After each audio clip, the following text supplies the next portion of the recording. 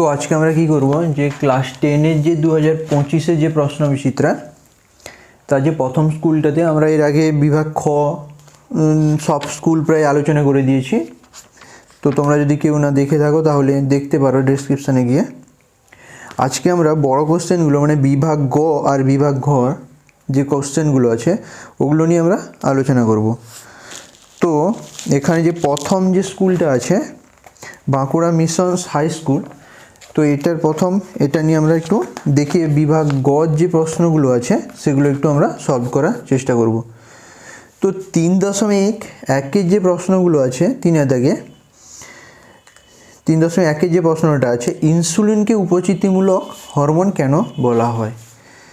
তো এখানে উত্তরটা যেটা হবে ইনসুলিন, তোমরা গিয়ে দেখতে পারো যে মানবদের যে অন্তঃক্ষরা গ্রন্থি আছে ওখানেই এই উত্তরটা পেয়ে যেতে পারো। ইনসুলিন অগ্ন্যাশয় গ্রন্থি থেকে এটা খরিত হয় ইনসুলিন হরমোন আর গ্লুকাগন হরমোন। এবার ইনসুলিনকে উপচিতিমূলক হরমোন বলে কেন, কারণ কী হবে এখানে ইনসুলিন উপচিতিমূলক হরমোন হিসেবে বিবেচনা করা হয়। এটি প্রোটিন নির্মিত হয়, এটি প্রোটিন গ্লাইকোজেন ও সংশ্লেষণকে প্রভাবিত করে, এটি প্রোটিন ও গ্লাইকোজেনের সংশ্লেষণকে প্রভাবিত করে। এর জন্য কী হয়েছে ইনসুলিনকে উপচিতিমূলক হরমোন বলা হয়।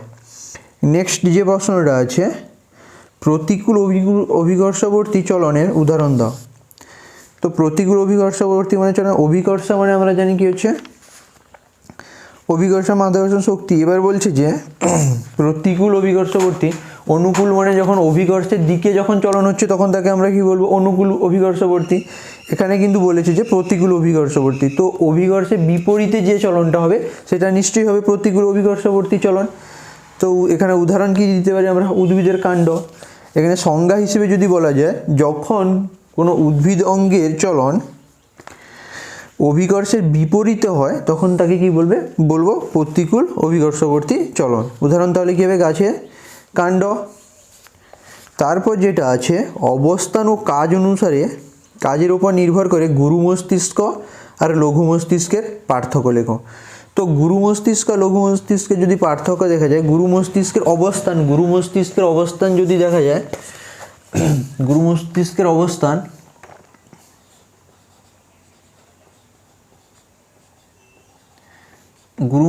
অবস্থানটা কি করোডির যে পুরোটা জুড়ে গুরু মস্তিষ্ক অবস্থান করে।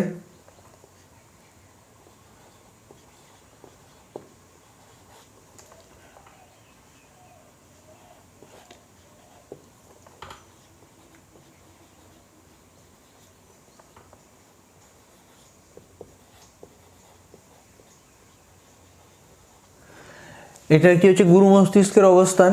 তারপর যেটা আছে লঘু মস্তিষ্কের অবস্থান হিসেবে আমরা কি বলতে পারি, এটা কি হচ্ছে গুরু মস্তিষ্কের নিচে অবস্থান করে, গুরু মস্তিষ্কের নিচে অবস্থান করে।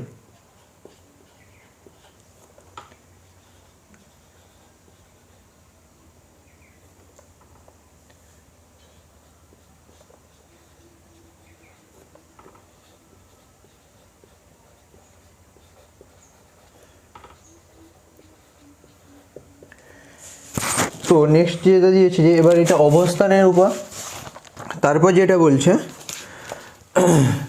যে কাজের উপর নির্ভর করে যেটা পার্থক্য আমরা লিখবো যে কাজের ওপর গুরু মস্তিষ্ক কী করে, গুরু মস্তিষ্ক যে বিভিন্ন যে সংজ্ঞাবহ স্নায়ুগুলো যেমন চোখ কান নাক থেকে যেসব উদ্দীপনাগুলো আছে সেগুলোকে কী করে বিশ্লেষণ করা। আর লঘু মস্তিষ্ক কী করে দেহের ভারসাম্য রক্ষায় গুরুত্বপূর্ণ ভূমিকা পালন করে।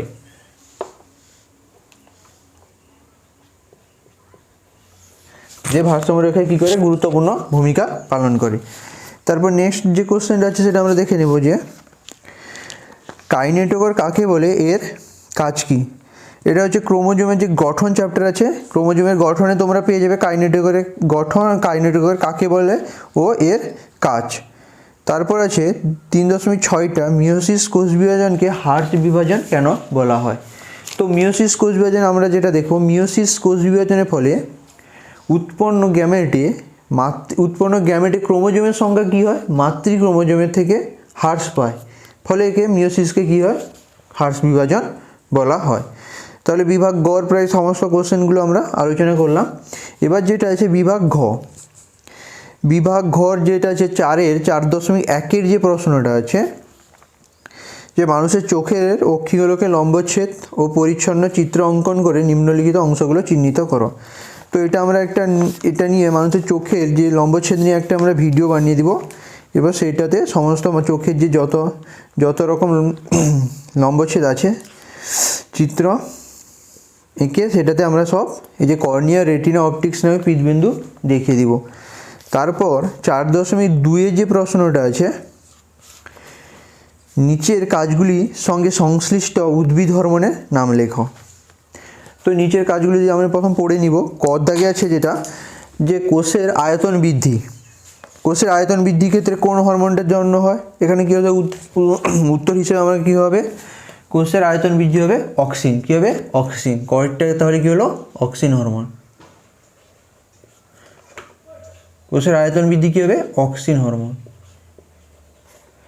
নেক্সট যেটা আছে খড়টা, ফল পাকাতে সাহায্য করে, ফল পাকাতে সাহায্য করে কী হবে? ইথিলিন। কী হবে? ইথিলিন। এই হরমোনটা কী হবে? ইথিলিন।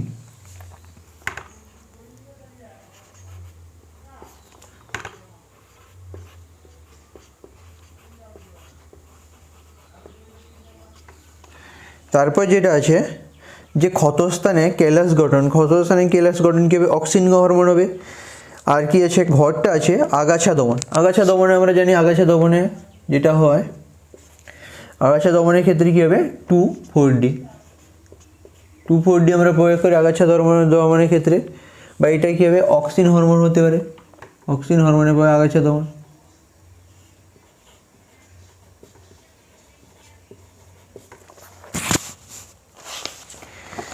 তারপরে যে প্রশ্নটা আছে, যে উদ্ভিদের জরুরিকালীন হরমোন কোন হরমোনকে বলা হয় এবং কেন বলা হয়? তো এখানে উদ্ভিদের জরুরিকালীন হরমোনটা কী হবে? জিববেরেলিন। এবং কেন বলা হয়? কারণ এটা কি হচ্ছে উদ্ভিদের বিভিন্ন জরুরি অবস্থা মোকাবিলা করার জন্য সাহায্য করে, ফলে একে আমরা কি বলবো? উদ্ভিদের জরুরিকালীন হরমোন। তারপর যেটা দেওয়া আছে 4.2 অথবা যে প্রশ্নটা দেওয়া আছে, নিউরন, স্নায়ু ও স্নায়ুতন্ত্রের আন্তঃসম্পর্ক আলোচনা করো। তো এখানে নিউরন হচ্ছে কি? নিউরন হচ্ছে যে স্নায়ুতন্ত্রের গঠনগত ও কার্যগত একক হলো নিউরন। এবার বলছে স্নায়ু, স্নায়ু হচ্ছে কি হচ্ছে কতগুলো, এবার স্নায়ুতন্ত্র গঠিত হওয়ার জন্য কী হচ্ছে? স্নায়ু দরকার হয়। এবার স্নায়ু কী করে? উদ্দীপনা গ্রহণ করে এবং উদ্দীপনাকে বিশ্লেষণ করে কোন প্রাণীকে বা কোনো উদ্ভিদে কী করে? যে সাড়া প্রদান করে। এবার যদি স্নায়ু যদি না থাকে তাহলে তো স্নায়ুতন্ত্র গঠন হবে না। তাহলে এখানে আমরা বলতে পারি স্নায়ু ছাড়া স্নায়ুতন্ত্রের কোনো অস্তিত্ব নেই। 4.3 যে প্রশ্নটা আছে, যে মাইটোসিস কোষ বিভাজনের ক্ষেত্রে উল্লিখিত বিষয় পার্থক্য করতে বলছে। মাইটোসিস ও অ্যামাইটোসিস কোষ বিভাজনের ক্ষেত্রে আমরা এটা বইতে দেখে নিব, যে বিভাজনের প্রকৃতি ও নিউক্লিয় সাইটোপ্লাজমের বিভাজনের সময় ও বিস্তার হিসেবে এটা বইতে দেওয়া আছে। কারণ মাইটোসিস ও অ্যামাইটোসিস যদি কোষ বিভাজন তোমরা দেখো তাহলে সেখানেই এই পার্থক্যগুলো পেয়ে যাবে। তো এখানে আমি লিখছি না, যেহেতু অনেক টাইম যাবে লিখতে, তার জন্য আমি লিখছি না। এরপর যেটা আছে অথবা প্রশ্নটা, যে কোষ বিভাজনের সেন্ট্রোজোম ও মাইক্রোটিউবুলের ভূমিকা, এটাও সেখানে আছে যে কোষ বিভাজনের ক্ষেত্রে যে সেন্ট্রোজোম ও মাইক্রোটিউবুল কী হবে? এখানে যে সেন্ট্রোজোম কি বেমতন্তু, সেন্ট্রোজোম মাইক্রোটিউবুল কী করে? বেমতন্তু গঠন করে। এটাও সেইখানে মাইটোসিস ক্রোমোজোমে যদি প্রথম যদি চ্যাপ্টারটা দেখো সেখানে পেয়ে যাবে যে সেন্ট্রোজোম ও মাইক্রোটিউবুলের ভূমিকা, পুরো ফার্স্ট আছে। এরপরে যেটা আমরা 2 নম্বর স্কুল, এটা আমরা পরের ভিডিওতে আলোচনা করব বিভাগ গ আর ঘটা নিয়ে। ততক্ষণে তোমরা এগুলো দেখো, কোনো যদি অসুবিধা থাকে তাহলে আমাকে জানাতে পারো।